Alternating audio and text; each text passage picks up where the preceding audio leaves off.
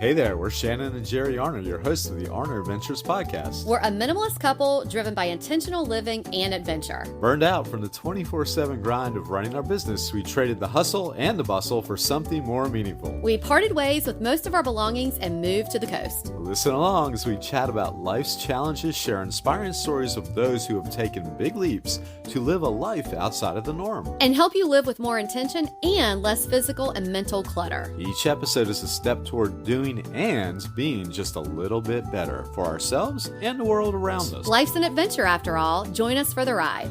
It's the Arner Adventures podcast. Hello, everyone. I'm Shannon. And I'm Jerry. And we are back for episode 172 of the Arner Adventures podcast. Yes, we are. We're on a good roll. We are on a good roll. Consistency. We've said this before, but it's probably the only thing that we've been this consistent with in our lives, which is pretty amazing.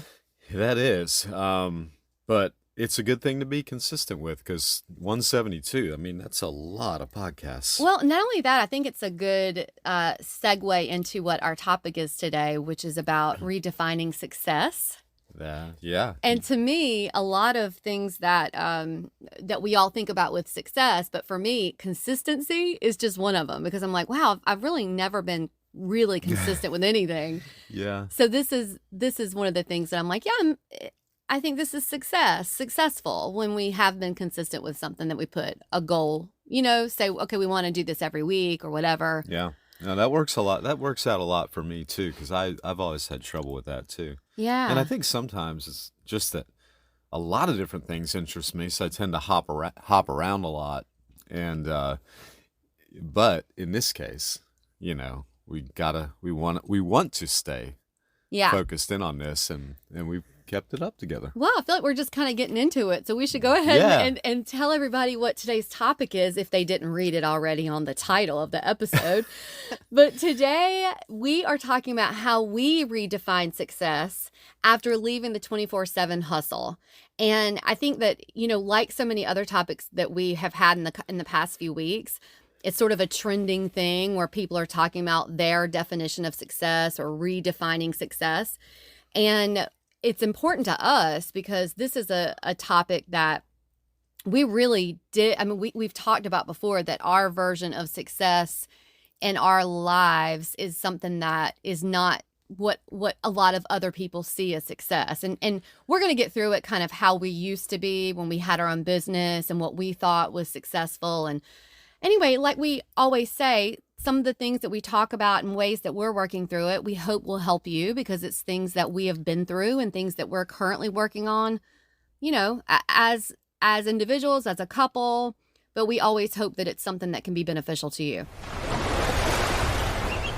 Real talk, gift giving can be a nightmare. You either guess wrong, panic buy something weird, or end up sending a gift card that feels like a corporate apology. Or you just scroll Amazon and hope for divine inspiration. Spoiler, doesn't work. Which is why we're officially obsessed with Sugar Wish. It's the easiest, most genius gift. You send the link, they pick the goodies, dunzo. Candy, cookies, popcorn, wine. They even have dog treats, which, yes, Rue and B got. Rue and B were like, wait a minute, we thought getting adopted was peak? Then Sugar Wish happened where we get to pick out our own gift? Yes. It's sustainable, fun, and 0% chance of ending up in a landfill or the awkward returns pile. Head to sugarwish.com, use code ADVENTURES10, and save 10% off on the easiest gift you'll ever send. Seriously, we sent one while we were recording this podcast. It's that easy. Again, sugarwish.com, code ADVENTURES10. Gifting handled, treats chosen, Rue and B spoiled, as it should be. Well, back when we ran our own business, we were all in. No boundaries, no weekends, no off switch, no anything. The type of work that doesn't just demand your time, but your whole identity. You can kind of lose yourself in it. Yeah.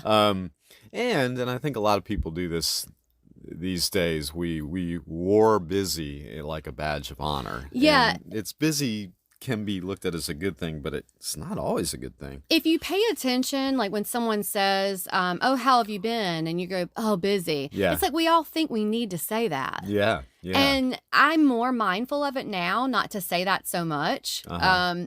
But I also, it's kind of like when somebody says, how have you been? And you also don't want to dig into, well, oh, it's been pretty tough, or you don't want to do that. You Yeah. just want to think about, well, okay, what can I just say that's kind of positive and we can move on. Yeah. And the go-to for most people is busy. Yeah, it is. And Yeah. we need to sort of be mindful of that, to not always just go there, because that doesn't necessarily mean it's something positive, you know? Yeah. And I think that's why a lot of things get by people nowadays, because everybody's so busy. Yeah. And Or they feel like they have to be busy. have to be busy. And I think our politicians and whatnot know they can pretty much pull anything, the wool over our eyes at any time, because we're just busy and we won't even pay attention. I really Yeah. do think that. You No, know? I agree. Yeah. Uh-huh. Yeah. So, like Jerry said, and you know, if you've been around here for a while, you've heard us say before our life transition, before we sold everything and moved to the coast and kind of changed this minimalist lifestyle, it's kind of what we're talking about today. And, you know, we believed that success meant the more clients that we get, the more money, the more awards, you know, everything. But it nearly broke us. What we thought was success nearly broke us. Yeah. And so Yeah. we hit a point where something had to give. We were burned out, disconnected, exhausted, and we weren't well physically, mentally, emotionally. And so that's when we started asking ourselves if we've been chasing the wrong version of success, you know? Mm-hmm. Yeah. And indeed we may have. Yeah. So a lot of notable people that most people would consider to be successful. Oh, one of your favorites, Oprah, Lady O. Barack Obama, and Bill Gates. They define success not by having a lot of money, but by making a difference and feeling fulfilled. Yeah. So And, I like that you brought them up, because they are people that most of us would consider successful. Uh-huh. Yeah. And they don't see the money and all of that as defining success or awards or whatever. Yeah. They do pull it in now. They do. They do. And Yeah. I did bring, you know, we bring them up because they're notable, they're celebrities. Yeah. There are people we could mention in here who we consider successful that you don't even know who they are. Mhm. But we wanted to make a point. Yeah. You know? Yeah. So And at the end of the day, success should be on your own terms. that's right. Mhm. And that's kind of what we're kind of trying to get across, that, Yeah. you know, checking all the quote unquote success boxes, the recognition, the growth, the busy calendars, it doesn't mean that you're happy or that you're even content. Right. So we Right. knew that something had to change. We've talked about how we made a drastic change, and we don't know if that's appropriate for everybody, Yeah. but it did work for us. Yeah. Leaving the life behind in many ways wasn't easy, but when your worth and your value is completely wrapped up in productivity, the hustle, all of that, it is hard to walk away, because then you go, well, who am I now? Mm-hmm. You know, like I remember being very like, oh, I have to walk away. We have to get out of this, Yeah. or we're not going to make it. But I also remember having a lot of issues like, well, who am I supposed to be now? Yeah. Because I feel like for this number of years, I was on paper and to the public eye, especially in the communities that we worked, very successful. Yeah. But Right. you know, was not doing well, in other words. So Yeah. anyway, we redefine success. So we've talked a little bit about what success used to mean, and we'll just kind of reiterate that. And a lot of you can probably relate. A packed client list, you know, hitting revenue goals, growing the business month over month. I remember we would look at the number every month and go, well, it has to be more than last month. Yeah. It has to be more. And Oh, it would yeah. grow. And we would be so excited while we're just like crying and how tired we were. Yeah. Winning awards. You know, Jerry won a pretty big award, a I did. international award. That's right. And the hustling, even when we had nothing left in our tank. Uh-huh. And there's nothing wrong with any of those things. I think we want to make sure that we make clear that there's nothing wrong with those. It's great. You know, again, on paper, I think about when we talked to the business broker about selling our business, and he was putting all these key indicators of what we needed to have happen. Yeah. And those are some of those things. Right. And so you They have are. to have them for your business to be successful, Yeah. but not for you to be successful as a person.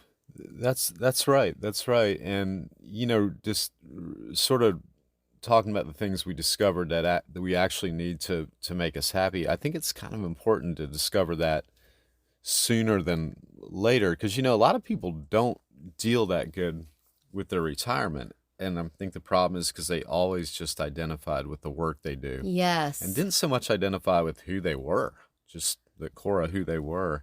And you want to kind of learn who you are before you retire, so you can settle into that and not know who the heck you are, when all of a sudden you don't have your work to do anymore. Let's move into what our new definition of success is.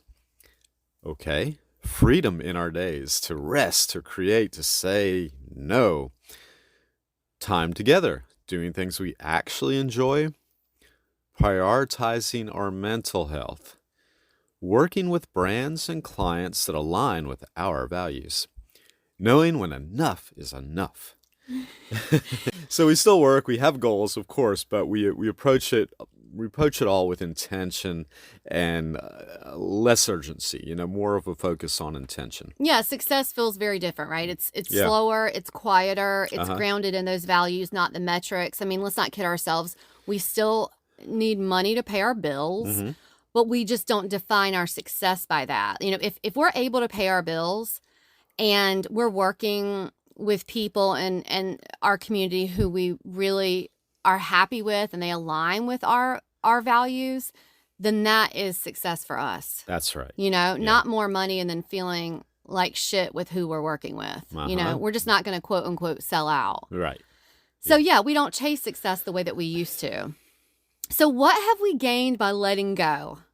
And again, this is not to kind of get up on a pedestal and just preach about how great we feel and all that. This is so that you can hopefully internalize this into your own world and go, oh, okay, like maybe I can feel like I'm gaining something by letting go of these things too. But when we let go of our old business, of course it was scary, but we found joy in the little things. Like most of you know, we moved to a 500 square foot home, and that seems so dramatic, but it was just the little things that started meaning so much more, like getting outside more. And we built a lifestyle around living and not just working. I remember when we first moved to Beaufort and we were in that tiny house, we were like, what are we going to do? Like day to day, like to make a living, like, what are we going to do? And we really didn't care. Like we did not care what it was as long as we were able to pay our bills, because we no longer defined ourselves by how we worked to bring in money, like income.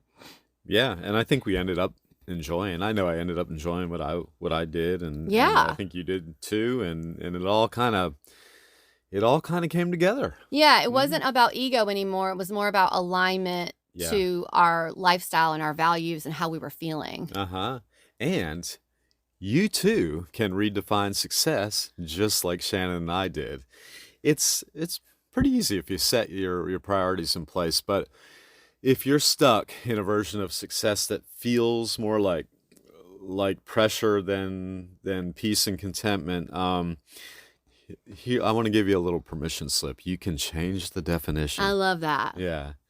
But the way I said it, you can change the definition. But I like that you said a permission slip, because Yeah, some yeah. people just need to hear that, hey, it's okay that you don't put the dollar amount, the title, the raise, the hustle, all that stuff as your definition of success. Some people just need to hear, oh yeah, it's okay not to do that. Yeah. And at home, if you're playing along at home, if you want to write out an actual permission slip to yourself, go ahead and do that if I that love helps. visual cues. I think that's a great Well, idea. yeah, I was thinking that too, an actual visual thing. That's probably something I'd do. Me too. Yeah. So success doesn't mean you work 80-hour weeks or it's a constant hustle. It can mean just inner peace and getting to know your inner child. Well, I think, rest, the impact you make on people and the things around you, your presence, whatever feels right to you can be your definition of success. And it also changes. Like, for me, currently in this season that I'm in, contentment is success for me. I just want to be content. I'm not looking for sunshine and rainbows. I'm not looking to, giggle my way through the whole day. I'm really looking to be content and not feeling really high up, not feeling really low down. I just want to be content. And that changes. Like next month, it could be more about, I feel successful if I've gotten out and, walked outside every day or whatever it is. You don't have to have it all figured out. We didn't, we still don't. But every step toward intention over exhaustion has been well worth it for us.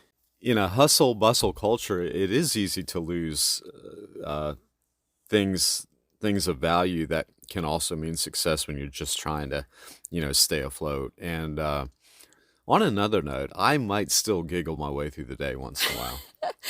I mean, I've done that in my life, I've giggled. I used to be known for just giggle. I remember in school, my mom would get like report cards about, Shannon just giggles all the time or she talks too much and she giggles or whatever. But I mean, maybe that was success then. And what's really great is redefining success. Like we said, it's not a one-time choice. It's an ongoing practice. It changes. Mm-hmm. We check in. We ask ourselves what feels authentic, and we keep adjusting it. Yeah.